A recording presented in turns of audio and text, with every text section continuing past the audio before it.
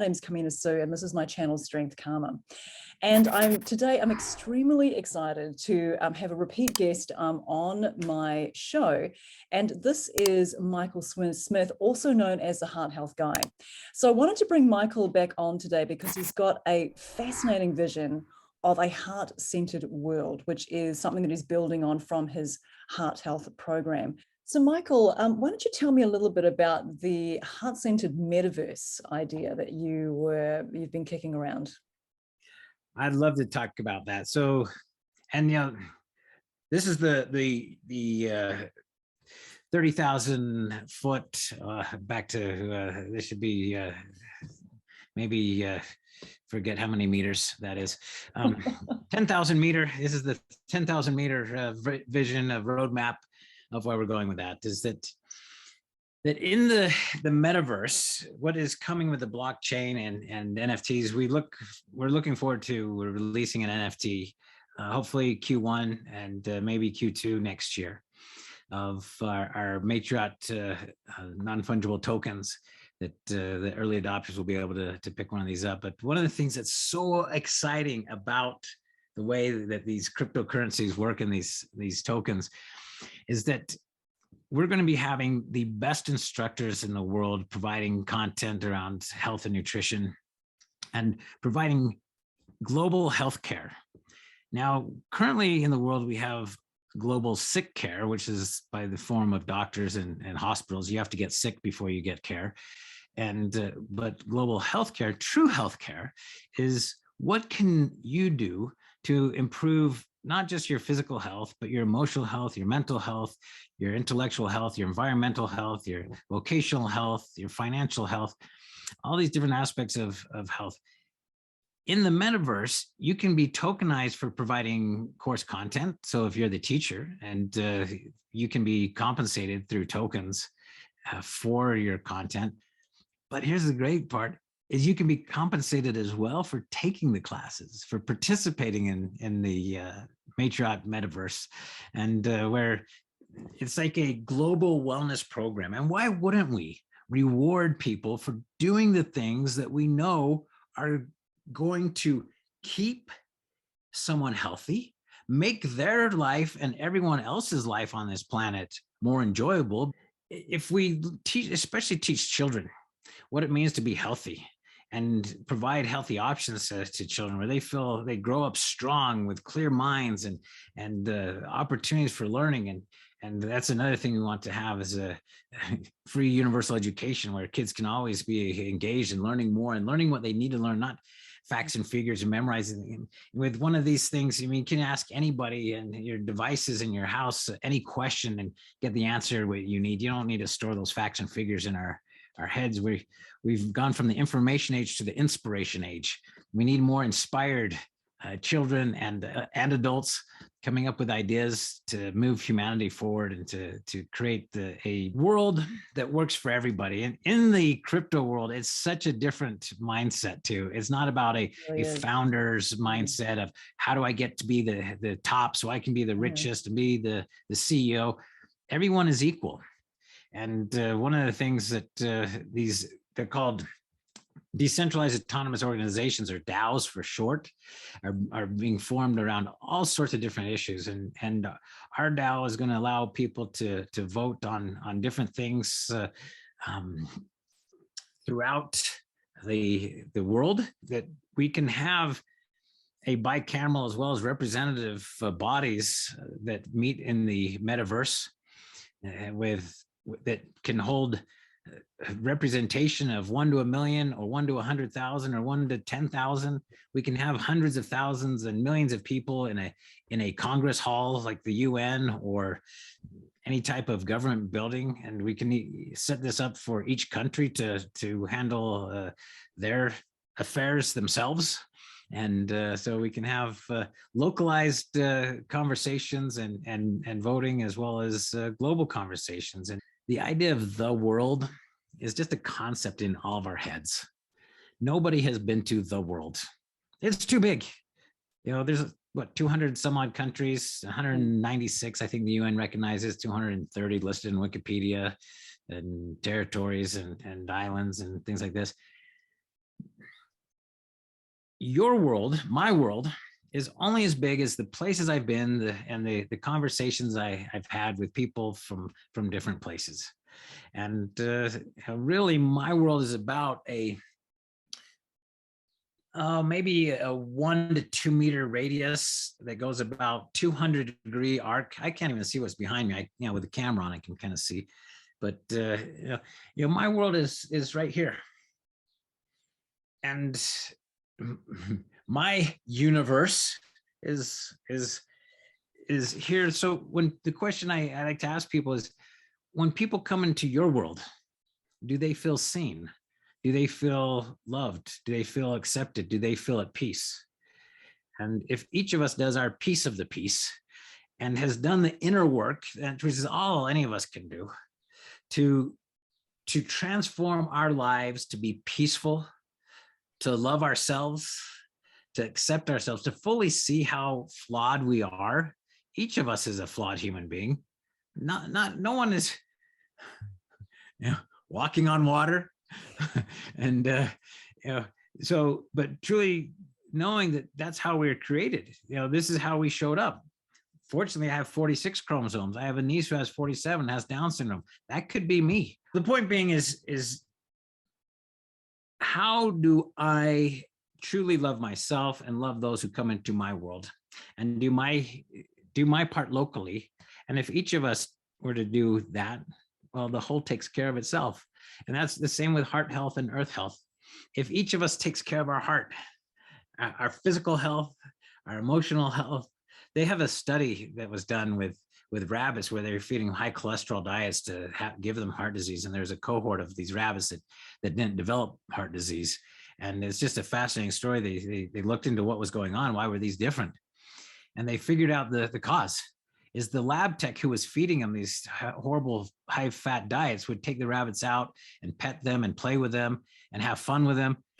And those rabbits didn't develop the heart disease like they're supposed to, like all the others did on the exact same lifestyle. Most importantly is that you learn to love. And, if you take a minute and ask yourself, who are the 3 people I love most? Most likely it's a spouse or children that come to mind, maybe a parent, a brother and sister, close family members. And if you ask yourself, who are the 3 people that love me most? Who is it that comes to mind? Maybe it's the same people. Maybe it's not. Einstein said one of our challenges as human beings is to increase our circles of compassion, to embrace all living creatures and the whole of humanity and the earth itself. It's very interesting. It's like we know intellectually these things are really beneficial, but I think humans at the end of the day, we aren't really that different from say, other species who like that immediate gratification. Like we know that we're doing good, but it's almost like we need to have something that kind of gives us that little bit of reward. That's why social media is so incredibly powerful. The developers are behind those platforms to keep people on that platform. Every time you got a little acknowledgement, you get that little squirt of dopamine or whatever that little neurotransmitter is, and it actually lifts you up. It's like a pattern break, like a positive pattern break in someone's day, which is why people spend hours on social media, to get it's like getting that little sort of boost. So in a way, what you were describing with your metaverse is that when people are rewarded with tokens to do health giving things and also altruistic things too, I think that's if you're building that, and I'm sure you are, but it's a beautiful way to have like a community that's it's self-generating and sort of ever self-expanding, because the more that you give and do, the more you get back, and then the more you want to give. Like it just keeps perpetuating, right? One of the things about Web 3.0, and this is what the metaverse and all this is about, and life is changing so fast on this planet, and is about community. Web 3.0 is so different, and it's all about building true community and looking out for. There's a saying that it's called WAGMI, in that we're all going to make it, and it actually chokes me up to think of that, because life has been so competitive. It's been a zero-sum game. You better get some before there's nothing left, and people have been left behind. There have been, you know, so many people that have been hurt by the fiat currency of indebtedness. Our current model of the world has been set up intentionally to where there is more debt than there is money to pay it back. So the entire world is a slave to the machine of money. And this money, the word fiat currency, most people think of a car when they hear about a fiat. Fiat is a legal term that means because I said so. The only value that money has in our current fiat system is that the governments say so. In a blockchain world with a cryptocurrency, it changes everything. And there's conversations that we need to be having worldwide for our families, for our communities, for our countries, for our world of the rug is about to be pulled out. And there's very powerful entities that currently control the global reserve currency. Unelected, by the way.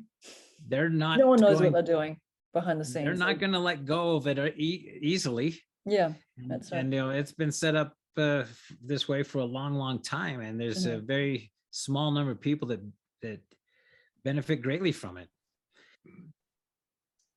There is another way. COVID has taught us one thing. If it's taught us one thing, it's this: is that we can change the way we interact and engage with life at any moment. Now, if the rule comes out, we have to wear masks, we can complain about it, but you see everyone wearing masks. If the rule comes out, you need to stay home, everyone stayed home. If the rule is you need to hug 3 people every day, well, okay, this actually strengthens my immune system. This makes me a happier human being. Not in a creepy way, not in a non-consensual way, but in a way that where we're truly building those bonds of connection that we as human beings are designed to engage in. That's it. Yeah, that's right. And one of the practices that we're going to be teaching in the matriarch program is that if you've ever had a lover, or if you have a lover, if you never touched them, they probably wouldn't remain your lover. They'd be more of an acquaintance. Many of us have become acquainted with the earth and we don't love the earth. We need to learn to touch the earth again. Actually go out with our bare hands and bare feet. If not for, we're going to teach people to do this practice of 2 minutes. 2 minutes of skin contact with the earth. Oh, I love it. I love it. That sounds great. And doing a headstand on bare earth, it's wonderful. It's so much better than any yoga mat. It really is. I mean, you just feel, it's not only does it feel super comfortable if you do it on grass, for example, but it's just, it's like all of a sudden you just become so, it's so calming. There's science to that. It's not just you're not making that up. No, I mean, I know there is science behind it. I think it's I think that's the Hertz frequency of the earth is, and because you're also directly touching the top of your head onto the earth as well. We're bioelectrical beings. There's 60 times more energy in our hearts than in our heads. And there's a negative charge to the earth, and it actually grounds us, not in a emotional way, but in a physical, energetic way there's a great video, and maybe put that in the chat too, called Earthing, and a documentary that's free to watch on YouTube of the studies that have been done of decreasing inflammation. And and this is one thing I forgot to say, but I just got to get it in here. The heart health and earth health, it's the same thing happening on the inside and the outside. Is that inside, human beings are inflamed. We have inflammation from our cheeks to our cheeks, and from these cheeks to our other cheeks, and and that on the outside of our skin, we're inflamed as well with all that's going on with climate change, and well, I could just keep going. I'll just leave it at that. as we're wrapping up. We'll have to take. Well, I know we're running out of time. We'll have to bring you on for another interview, Michael. Perhaps after your project launches. It's so excited to learn more about that. Look, thank you so much for taking the time out today to share your vision of a heart-centered world. I hope you, and those of you who are watching, I hope you enjoyed watching this as much as I've enjoyed doing this interview. If you enjoyed this content, please subscribe to my channel. Thanks so much for watching, and I'll see you in the next video.